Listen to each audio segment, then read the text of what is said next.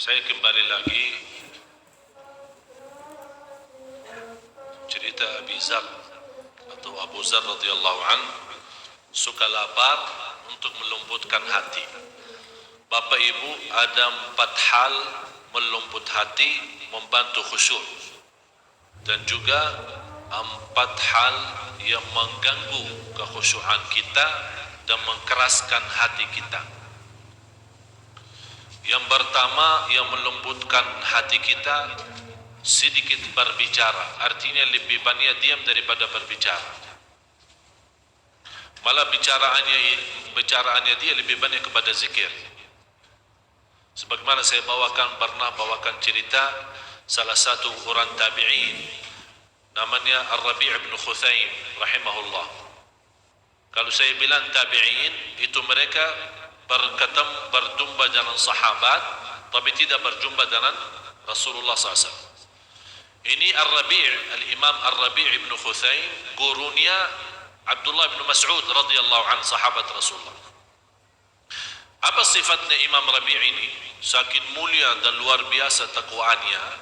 Kalau kita duduk sama dia 1 tahun, coba bayangkan Bapak Ibu, kita duduk sama dia 1 tahun, dia tidak bakal mulai berbicara. Bapak Ibu terbayang enggak? Kalau kita duduk sama dia 1 tahun, dia tidak bakal mulai berbicara, hanya jawab pertanyaan, apa kabar? Baik. Assalamualaikum. Waalaikumsalam. Itu saja. Menurut saya, kalau ada orang seperti ini, dianggap orang itu tidak normal. Pasti dia lagi sakit jiwa kalau dia lebih banyak diam. Tapi kalau ada orang yang enak ngobrolnya, senang berbicaraannya, kalau sama kawan ini enak, ngobrolnya lama, tidak pernah bosan, padahal isinya dosa. Jadi yang melembutkan hati berbanyak diam dan sedikit berbicara. Malah berbicara kita berhati-hati, tidak berbicara sembarangan. Yang kedua yang melembutkan hati dan membantu khusyuk, tidak banyak bergaul. Pergaulan, apalagi pergaulan yang enggak jelas. Kemarin ada sekelompok, ya saya namakan kelompok ibu-ibu. Satu tim, bukan timnas ya, tapi tim ibu-ibu. Mereka Masya Allah aktif. Kalau soal majlis ta'lim, Masya Allah. Soal pengajian, Masya Allah. Tapi kalau mereka sudah sendirian, di luar jauh dari suaminya, berjalan-jalan ke pantai atau ke mall atau kemana, subhanallah, bukan subhanallah, na'udzubillah, sudah bukan hanya bebas, terlalu bebas. Seolah-olah mereka bukan anak kecil. Mereka sudah dewasa, sudah faham, mereka masing-masing sudah punya suami, punya anak. Malah pernah di antara mereka, tolong Syekh kasih istri Syekh ikut sama kita. Saya bilang enggak, tidak boleh. Macam ibu-ibu begini tidak boleh, saya tidak izinkan istri ikut seperti itu. Jadi kadang-kadang kita tidak berhati-hati dengan gaulan kita. Seolah-olah kita ikut majlis ta'lim, ma'murkan majlis ta'lim, soal gaulan itu urusan lain. Lakum dinukum waliyadin. Ini agama, ini dunia. Ustaz, jangan salah, kita tidak ikut campur di sini. Ini urusan gaulan, senang-senang ke mall, rame-rame. Maka kalau dia berketawa di satu restoran, di ujung restoran kedengaran suaranya. Ini persoalan barangkali Bapak Ibu menjadi sebuah kebiasaan. Tapi tanpa kita sadar, lama-lama kita sebagai pemimpin di rumah, sebagai suami, lama-lama terhilang rasa cemburu. Menjadikan istrinya biasa-biasa saja. Dia gampang bergaul. Malah Rasulullah SAW pernah membawa sebuah ancaman hadis. Ada seorang, ya Rasulullah, bagaimana kalau ada orang sebagai ponakan keluarga, hamu itu ponakan, tapi bukan muhrim kan? Apakah dia boleh masuk dalam rumah kita ya Rasulullah? Karena di dalam rumah kita ada anak kita yang sudah besar. Terus dia datang tiba-tiba masuk gaul. Apakah boleh secara bebas? Kata Rasulullah SAW, tidak boleh. Alhamu al-maut, lebih baik masuk kematian daripada bertemu dengan orang yang bukan muhrim. Tapi karena kita sudah terbiasa, malah kita punya anak dibiarkan. Alasannya apa? Oh, ini ponakannya saja. Ponakan katanya. Dia gaul bebas, pergi makan sama-sama di restoran sama-sama, malah dijemput antar kemana-mana secara bebas. Dan hal ini yang membuat kita lama-lama tambah sadar susah mengkontrol anak kita sendiri. Jadi yang membantu khusyuk dan melembutkan kalbu kita adalah sedikit bergaul. Apalagi bergaul sama orang yang tidak menambah iman kita, malah justru merusak iman kita. Seperti orang begitu kita keluar dari majlis ta'lim, ayo kita jalan. Maaf, saya baru habis pengajian, saya tidak mau ke tempat maksiat. Aduh lah, sudahlah, sebentar aja dong. Astagfirullah. Jadi seolah-olah kemaksiatan itu menjadi sebuah kebiasaan. Akhirnya kita tidak bisa membedakan mana maksiat, mana tidak. Dan ingatlah, keberatan taat, kadang-kadang kalau bertaat kan ada sedikit keberatan kan, agak lemas, tapi kalau kita bermujahadah diri, maksa diri untuk bertaat, kecapian dan keberatan dalam taat itu sebentar, begitu kita dalam proses taat hilang. Tapi tetap pahalanya disimpan, diberikan oleh Allah. Tapi lezatnya maksiat, saat kita bermaksiat juga, begitu kita bermaksiat, kehilangan rasa lezat dan syahwat. Malah begitu kita selesai dosa dan maksiat, merasa diri sudah kecil. Begitu selesai maksiat dan dosa. Tapi walaupun kehilangan lezat maksiat kita, tapi dosanya masih tersimpan, masih dicatat oleh Allah. Berhati-hati. Jadi yang pertama membantu khusyuk dan melembutkan hati kita adalah berbanyak diam. Yang kedua adalah sedikit bergaul, atau bergaul sama orang saleh yang kita rasa orang saleh ini akan menambah iman saya, akan menambah ilmu. Yang ketiga, sedikit tidur, apalagi malam hari. Dan sebaik-baik, kata Rasulullah, sebaik-baik salat adalah salat Nabi Daud. Sebaik-baik salat adalah salat Nabi Daud. Bagaimana salat Nabi Daud? Habis Isya dia tidur separuh malam. Misal kalau malam hari 8 jam kurang lebih, ya kita hitungkan 8 jam, dia tidur 4 jam. Kemudian bangun, salat malam 2 jam. Kemudian tidur lagi 2 jam yang tersisa. Begitu cara salat Nabi Daud. Dan sebaik-baik puasa Nabi Daud, Bapak Ibu sudah ngerti puasa Nabi Daud. Misal puasa Sabtu, hari Minggu tidak, puasa hari Senin dan seterusnya. Jadi sedikit tidur, yang terakhir adalah sedikit makan. Bapak Ibu sakit kadang-kadang sakit enak, saya aja salah kadang-kadang, apalagi kalau saat kita enak makan, ya, apalagi ibu-ibu yang suka kirimkan ke saya makanan Padang, dan mereka tahu kesukaan saya, dan itu ujian dari Allah. Jadi mohon maaf lagi, sekali lagi jangan kirimin makan lagi, ya. Jadi kadang-kadang saking enak makan, benar Bapak Ibu, saya terus makan sampai sudah nafas tidak mampu bernafas lagi. Saking enaknya, kalau memang saya punya 2 perut, boleh saya isi dua-duanya. Saking enaknya makan. Tapi subhanallah, tanpa kita sadar, tidur kita saja sudah berat. Malah kadang-kadang kita mau berzikir sebelum tidur sudah malas. Sudah terasa malasnya luar biasa.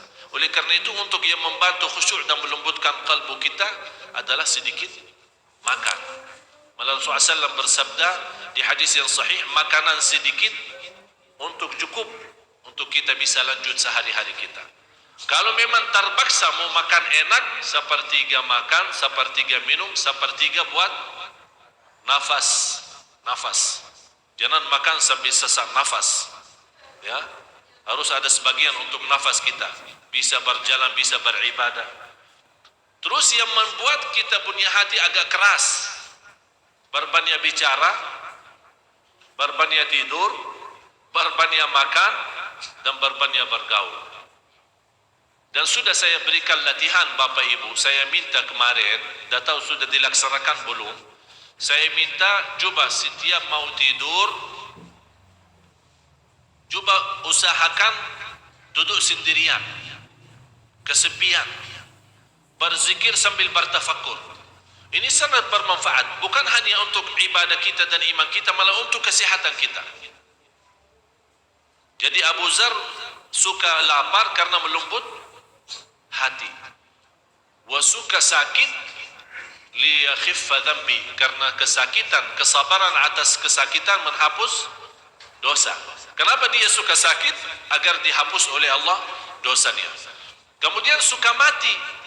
Kenapa wahai Abu Zar? Rasul ditanya, kenapa kamu suka mati? Kata beliau, aku suka mati karena aku ingin jumpa dengan Allah. Aku ingin jumpa dengan Allah. Sekarang pertanyaan saya, dengan ayat ini, setiap jiwa bernyawa akan merasakan mati. Kira-kira kalau kita terpilih untuk mati, apakah sanggup? Ini sekarang Abu Zar berkata, aku suka mati karena aku ingin jumpa dengan Allah. Sekarang pertanyaan saya, apakah kita ingin jumpa dengan Allah atau malu jumpa dengan Allah? Hah? Ingin. Betul. Berarti siap.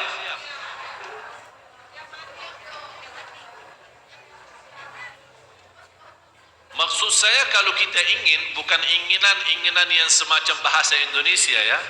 Kalau kita bilang ingin jumpa dengan Allah, berarti kita standby mati.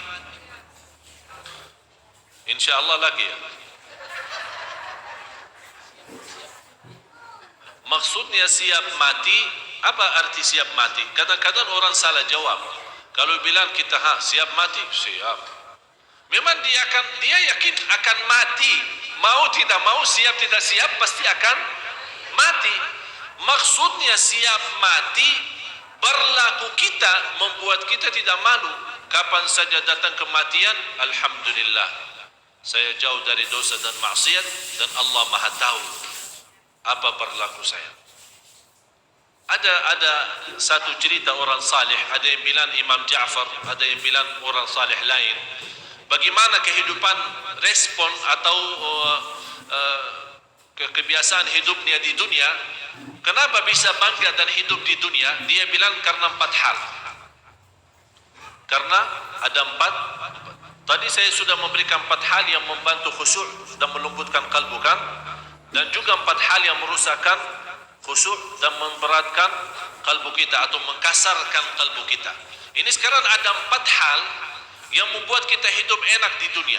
Artinya kalau ada namanya sebagaimana kata ulama, ada surga Allah di dunia. Barang siapa yang masuk surga Allah di dunia, pasti masuk surga Allah di akhirat. Hal yang pertama, aku yakin usaha saya tidak bisa dibuat oleh orang lain. Oleh karena itu aku berusaha keras. Faham Bapak Ibu? Usaha saya, berlaku saya, perbuatan saya, amalan saya tidak mungkin dibuat oleh orang lain. Oleh karena itu aku berusaha keras. Misal, cari nafkah. Kira-kira bisa kita wakili orang cari nafkah kita? Kita hanya enak tidur, orang datang membawa rezeki kita setiap hari? Tidak bisa kan? Apalagi kalau kita tidak percaya orang. Apalagi kalau orang tidak jujur sama kita. Kita tidak bisa meyakini terhadap mereka kalau kita kecuali dalam usaha. Apakah bisa mewakili orang salat? Saya tidak mau salat. Bapak tolong salati, ganti saya. Bisa enggak?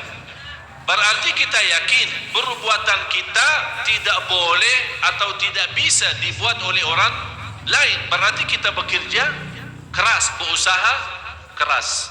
Ini yang pertama. Yang kedua, Aku yakin rizki aku yang ditentukan oleh Allah tidak bisa diambil oleh orang lain. Ini yang membuat kita tenang,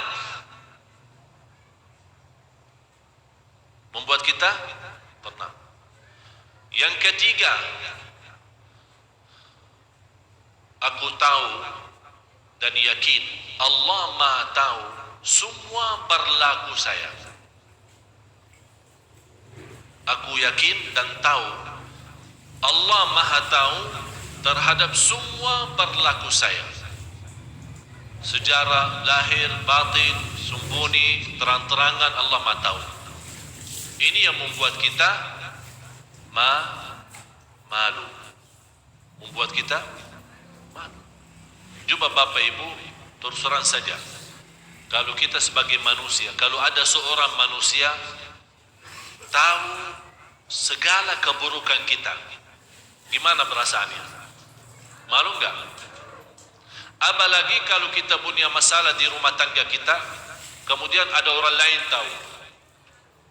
Begitu kita ketemu, dia malah dia yang kasih tahu. Pasti malu kan? Ini sama manusia aja sudah malu, apalagi sama Allah. Tak mungkin manusia bisa tahu terang-terangannya, jelas-jelasannya, tapi yang diam-diam, sembunyi-sembunyi bisikan kalbu kita yang ada dalam fikiran kita, hal-hal waktu kita kecil, waktu kita di sini, waktu kita di kampung, waktu kita di rumah, waktu di luar rumah, Allah segala sesuatu Allah Maha tahu. Ini yang membuat kita malu. Mudah-mudahan dalam perasaan malu kita terhadap Allah menyempurnakan iman kita, karena Rasulullah bersabda, al-haya'u minal iman. Malu itu adalah sebagian dari iman. Tapi malu bagaimana malu? Sekarang Bapak Ibu katanya orang, sekarang saya bertanya, Bapak Ibu malu enggak sama Allah? Semua jawab malu, tapi masih berlaku dosa maksiat. Maksudnya malu bukan kita malu Allah melihat kita berdosa dan maksiat, atau atas dosa dan maksiat yang kita lakukan masa lalu. Maksudnya malu, kita berusaha mewujudkan sebuah malu yang membuat kita tidak berbuat dosa dan maksiat. Sepertinya contoh, apakah ada orang berani naik mimbar atau duduk di kursi ini dan mulai ceramah menceritakan aibnya dan dosanya sejak kecil sampai sekarang? Enggak kan? Siapa yang berani? Malu kan? Berarti kita malu ditahu sama orang, berarti kita berusaha tutupi. Ini malu yang saya harap diwujudkan di hadapan Allah. Kalau memang kita punya sebuah keburukan, kita segera bertaubat dan kita berusaha menutupi diri agar tidak berbuat dosa dan maksiat lagi. Inilah namanya malu yang betul-betul membawa kita sempurna iman. Terus yang keempat, aku yakin akan mati dan aku selalu bersiap diri. Ini yang membuat kita hidup nikmat di dunia. Saya ulang lagi. Yang pertama, apa?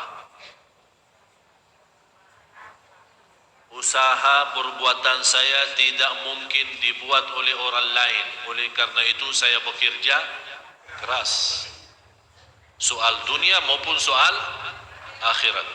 Yang kedua, aku yakini rizki yang ditentukan oleh Allah tidak akan mungkin diambil oleh orang lain. Ini yang membuat saya tenang. Segala berlaku saya, aku yakin Allah Maha tahu segalanya. Aku malu. Dan malu itu mudah-mudahan membawa kita sempurna iman.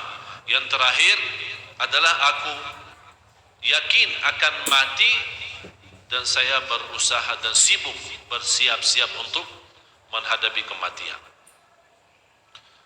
Apa itu kabar gembira? Bagi kita kalau ada kabar gembira di dunia, membuat kita bangga dan senang, betul?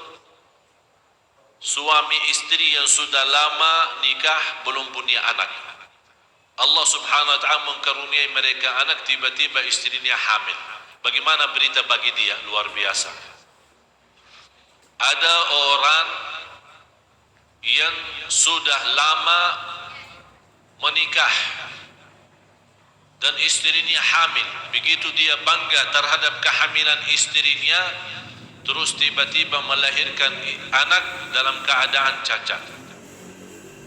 Kira-kira ini sekarang ada dua berita.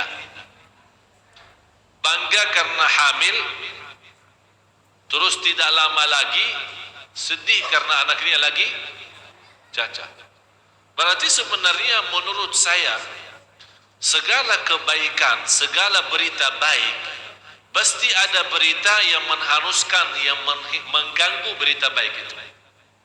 Dan sebaliknya, kalau ada berita buruk, pasti ada satu saat akan Allah dengan berita baik yang akan datang mengharuskan dan mengangkat berita buruk. Berarti berita yang sebenarnya baik adalah ayat ini. Sebagaimana firman Allah di selanjutnya, pada hari kiamat, mana ibu yang baca tadi? Hah?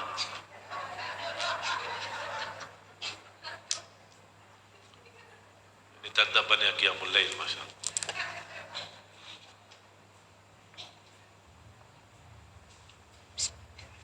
Bismillahirrahmanirrahim. Tiap-tiap yang berjiwa akan merasakan mati. Dan sesungguhnya pada hari kiamat sajalah disempurnakan pahalamu. Stop di sini. Pada hari kiamat akan disempurnakan pahalamu. Sesuai dengan ayat ini, saya harap Bapak Ibu di ayat surah 21 ayat 47. Saya harap untuk malam ini khususnya jadikan bahan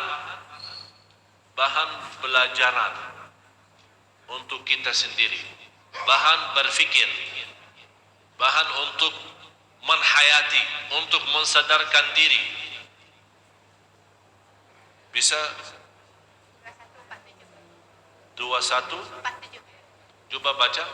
Bismillahirrahmanirrahim. Kami akan memasang timbangan yang tepat pada hari kiamat. Maka tiadalah dirugikan seseorang barang sedikit pun. Dan jika amalan itu hanya seberat biji sawi pun pasti kami mendatangkan pahalanya. Dan cukuplah kami sebagai pembuat perhitungan. Ini ayat ini tidak beda jauh dengan faman ya'mal mithqala dzarratin khairan wa man ya'mal mithqala dzarratin syarran. Bapak Ibu, saya mau bertanya sejujurnya, kapan saatnya kita sadar? Kapan saatnya kita kembali? Kapan saatnya kita benar-benar bertaubat? Kapan saatnya kalau kita salat malam betul-betul terasa keindahan luar biasa? Kapan saatnya kalau kita keluar dari masjid, begitu mengambil pelajaran ilmu, kita membawa iman sempurna yang memimpin kita sampai menuju ke rumah, dan besoknya malah kehidupan kita lebih indah dan lebih bagus, lebih teratur. Kapan saatnya kita betul-betul memiliki rumah tangga sakinah mawaddah rahmah? Kapan saatnya kita memiliki keturunan anak salih salihah?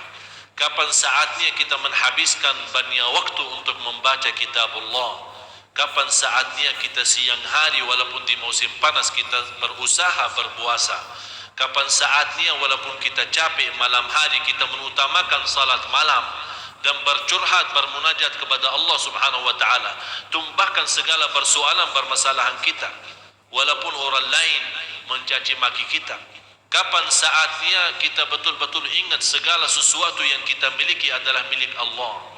Harta kita, rizki kita semuanya titipan Allah Subhanahu wa taala.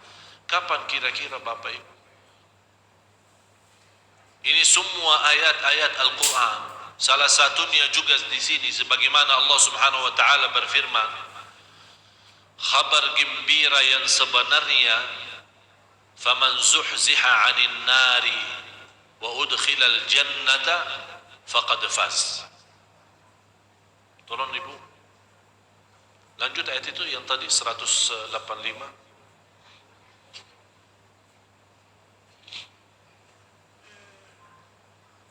Barang siapa dijauhkan dari neraka dan dimasukkan ke dalam surga, maka sungguh ia telah beruntung. Kehidupan dunia itu tidak lain hanyalah kesenangan yang memperdayakan. Ya ghafilan 'anil 'amal wa gharrahu tulul amal, al-maut ya'ti baghtatan wal qabru sunduqul amal. Wahai orang, tolong Bapak Ibu tuliskan. Wahai orang yang lalai dari kematian. Wahai orang, wahai diriku yang lalai, boleh istilahnya, wahai diriku yang lalai dari kematian. Wahai diriku yang lalai dari amal salih. Wahai ya. Udah salah, jangan susah. Maklumlah Ustaz Ispor-Impor. Wahai orang-orang yang lalai dari kematian. Atau kita berbicara sama diri. Ya, sebelum tidur tolong bawa cerita ini ya. Wahai diriku yang lalai dari kematian. Wahai diriku yang lalai dari amal salih. Wahai diriku yang tertipu dengan dunia, masih terlalu banyak harapannya, masih panjang umur, masih banyak urusan, itu namanya tertipu sebenarnya. Wahai diriku yang tertipu oleh dunia, ingatlah wahai diriku, kematian itu akan mendadak datang. Tanpa diberitahu, tanpa ada info, tanpa ada tanda-tanda. Jadi kita ingatkan diri, wahai diriku, kematian akan datang tiba-tiba, mendadak. Ingat wahai diriku, kuburan adalah kotak amal. Kuburan adalah kotak amal. Sekarang ada kotak amal kan? Ada kotak amal kan? Biasa kita isi ini. Sebenarnya kotak amal hakiki yang benar adalah kuburan. Apa yang kita isi di dalam kuburan itu yang akan nanti nampak. Itu yang akan keluar. Jadi Bapak Ibu kalau baca Al-Quran sebenarnya lagi isi kotak amal. Lagi bersedekah walaupun kotak Sunda Kelapa, tapi sebenarnya kita isi kotak kuburan. Karena dia bentuknya kan kotakan, berarti sebenarnya kuburan itu kotak amal kita yang benarnya. Oleh karena itu Bapak Ibu, saat kita bersedekah, saat kita beramal salih, ingatlah harus kita berusaha ikhlas, karena kuburan itu tempat kita ketemu amal salih kita. Bukan hanya di akhirat, nanti di akhirat Bapak Ibu pasti lebih mulia. Jadi kita ingat, dunia ini Bapak Ibu jangan harap balasan dari Allah. Orang berbuat amal salih, Allah melipat ganda 10 kali lipat kan? Sekarang karena orang-orang lagi susah, katanya suruh bersedekah, akan Allah ganti 10 kali lipat. Dia sekarang berfikir, kalau bersedekah 100.000 akan Allah ganti 1 juta. Walaupun betul Allah ganti 1 juta, tapi itu Bapak Ibu bukan namanya balasan pahala dari Allah. Itu namanya berkah keikhlasan taat kita. Pahalanya kapan? Kapan dibalas? Nanti. Di alam kubur kita dapat cahaya amal salih kita yang menari kehidupan kita. Nanti di hari akhirat Allah balas. Jadi kita nanti sendiri akan melihat dengan mata kita sendiri sejauh mana amal salih kita dilipat ganda oleh Allah. Malah ada orang datang, ya Allah, Allah tunjukkan, ini amalmu. Dia lihat seperti tinggi gunung-gunung. Ya Allah, saya tidak pernah berlaku seperti ini. Saya tahu diri memang beramal saleh, tapi tidak sebanyak ini. Kata Allah Subhanahu wa taala, memang tidak sebanyak ini, tapi karena engkau pas beribadah ikhlasnya luar biasa, aku nerima ibadahmu dan aku pelihara dan tanamkan sampai menjadi seperti ini. Itu semuanya berkah ibadah kita. Berarti Bapak Ibu, kalau dapat rizki yang berkah karena kita taat, kalau kita dapat jodoh yang baik karena kita taat, kalau kita dapat usaha yang lancar karena kita taat, ini semuanya namanya berkah taat kita. Sebaliknya, kalau kita dapat sebuah cobaan, sebuah musibah, berita buruk yang mengganggu aktivitas kita, anak bandal, suami kadang-kadang macam-macam, istrinya tak jelas.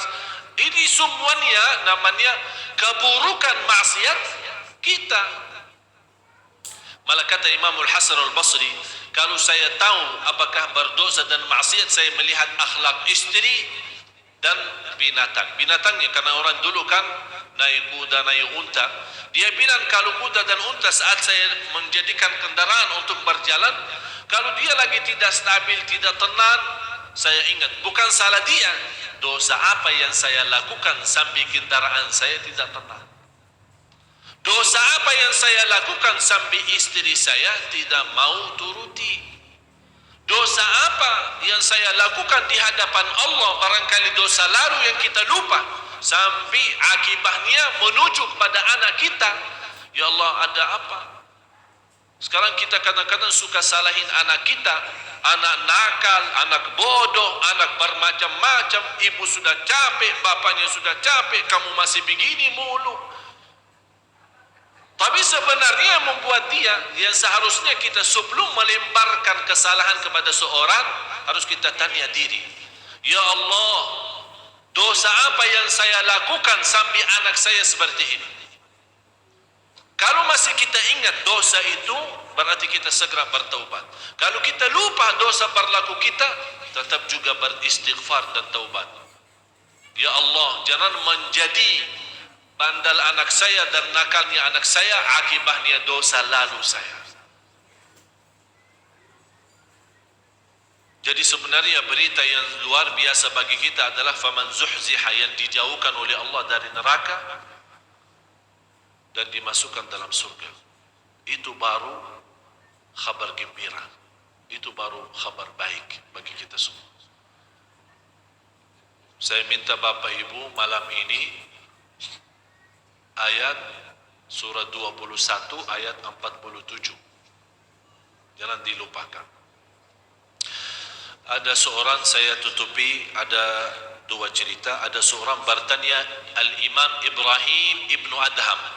Tuliskan, Imam Ibrahim Ibnu Adham. Ini salah satu imam sufi, ulama besar. Ditanya, wahai imam, kenapa kita berdoa tapi tidak diterima doa kita? Kenapa kita berdoa tapi kita rasa Allah belum ijabah? Kenapa kita berdoa tapi kita selalu merasa Allah belum kabulkan? Beliau menjawab, jangan lupa namanya Al-Imam Ibrahim Ibnu Adham. Ibnu Adham, salah satu ulama sufi. Dia menjawab, li'annakum araftumullah falam tuti'uh. Karena kita tahu Allah sebagai Tuhan kita, tapi kita tidak benar-benar bertaat. Dan saya sudah jelaskan taat itu apa yang dimaksud adalah taat dengan rasa cinta, bukan taat dengan rasa terpaksa. Seolah-olah kita mau salat karena takut dihukum dan neraka. Kita mau salat karena takut menjadi kafir. Kalau tidak, berarti kita menjalankan ibadah sebenarnya agar berlepas tanggung jawab, bukan karena ada rasa cinta kepada Tuhan kita Allah Subhanahu wa taala. Karena araftumullah, sudah mengenal Allah sebagai Tuhan kita, tapi kita tidak bertaat sebenarnya. Wa araftumur rasul falam tattabi'u, sudah mengetahui Rasul itu siapa, Nabi Muhammad, sudah mengenal beliau sebagai utusan Allah, malah kita cinta Rasulullah padahal kita belum pernah jumpa, tapi kita tidak pernah mengikuti beliau secara total. Artinya dari sisi akhlaknya, dari sisi sikapnya, apalagi dalam urusan rumah tangga kita.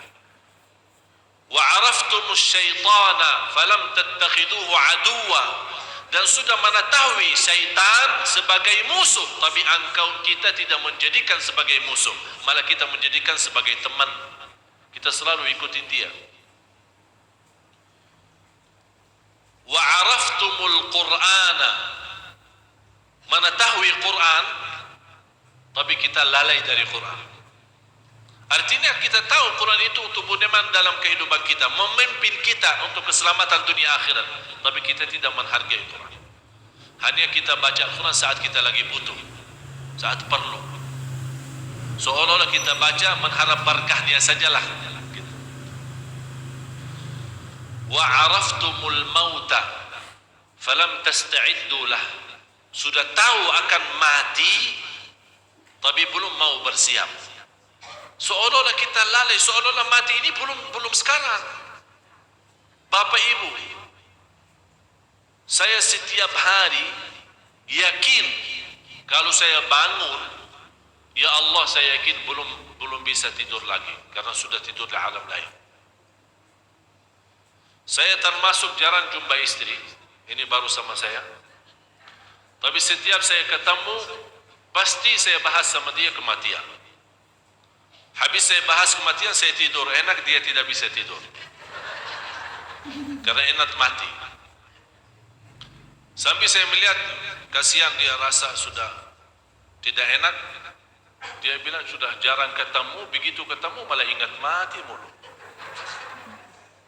Memang sebenarnya ini sebuah, kalau kita ingat mati terus, sungguh Bapak Ibu, kita tidak enak, tidak bisa nikmat hidup. Oleh karena itu rahmat dari Allah membuat kita kadang-kadang lupa mati, agak sedikit lupa agar bisa beraktivitas. Tapi kalau 24 jam ingat mati, mana bisa nikmat enak, mana bisa nikmat makan, mana bisa beraktivitas. Setiap kemana-mana mati. Berat. Terus wa araftumul jannah falam tatlubuha, sudah tahu surga tapi kita tidak mengharapkan sebenarnya surga itu. Dan wa araftumun nar, sudah tahu neraka jahanam tapi kita tidak ada rasa takut. Ini yang membuat doa kita ditolak. Sudah dikasih tahu habis waktu, tapi saya bilang satu cerita lah dong, satu cerita. Tidak apa-apa kita langgar aturan sunnah kelapa. Lanjut ya, lanjutkan.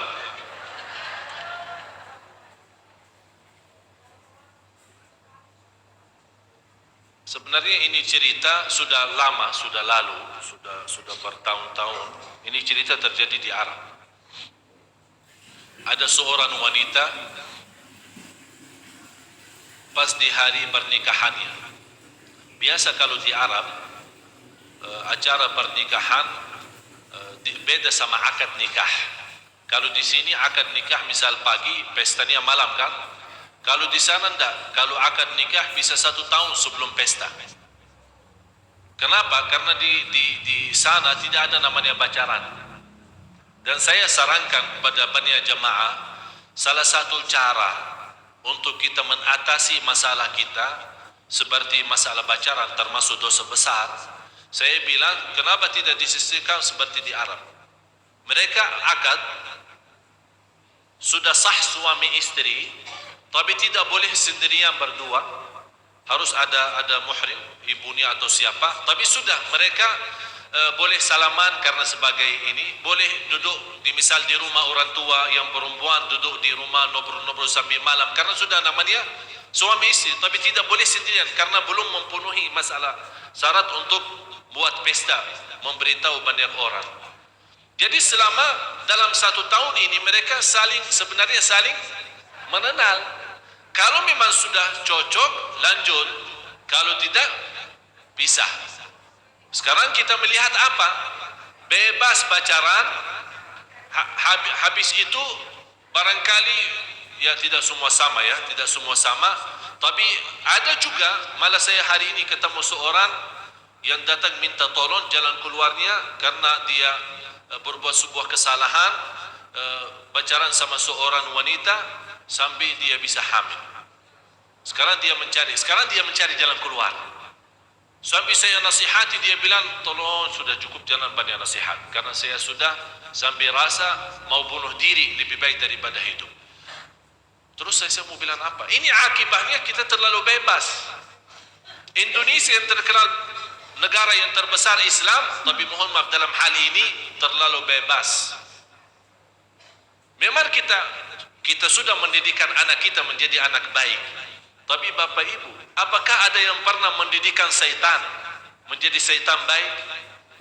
Ada yang pernah didikkan syaitan jadi baik? Kalau anak kita salih, yang wanita juga salihah, siapa yang menjaminkan syaitan juga salih? Kalau mereka lagi berdua dalam mobil atau Saya senang di Brunei kemarin, saya punya kenalan satu orang, dia cerita, saya bilang, mana kakakmu? Dia bilang, kakak saya ditangkap polisi karena bertemuan di satu mobil, mereka dan orang itu dengan seorang wanita bukan muhrim. Ditangkap, masuk penjara 6 bulan. Ini di Brunei, bukan di Arab Saudi, bukan Makkah Madinah, di Brunei dekat sini. 6 bulan masuk karena berduduk di satu mobil dengan wanita bukan muhrim. Berarti Indonesia tidak akan mampu menyelesaikan masalah ini kalau tidak ada aturan atau undang-undang yang menyelesaikan masalah ini. Jadi ada wanita, maaf saya keluar dari cerita ini, tapi yang membuat tertarik cerita ini wanita salihah. Pas acara pernikahan, malam hari habis maghrib dia sudah disiapin sama ibunya, sama adik-adiknya yang perempuan siapin. Ya biasa kalau wanita mau nikah kan perhiasannya luar biasa ya. Tapi kita tidak tahu ini wanita yang asli atau yang palsu. Saking banyak make upnya, banyak hiasannya. Tapi subhanallah wanita ini begitu sudah selesai persiapan, dia dengar azan Isya. Dia minta sama ibunya, Bu, saya mau salat Isya dulu. Terus kata ibunya, ya silahkan. Tapi sepertinya wudhu saya maghrib tadi sudah batal, saya mau wudhu. Jangan. Nanti kalau wudhu rusak semua. Kan make-upnya kan banyak kan, apalagi sudah capek. Dari mungkin maghrib atau jam berapalah. Kata ibunya jangan. Anaknya tetap mau wudhu dan salat Isya. Kata ibunya begini, kan saya ibumu kan, dan kata Allah bertaat, jangan macam-macam. Ini tamu-tamu sudah nunggu lama di bawah, tidak perlu, jangan salat, jangan wudu dan jangan salat.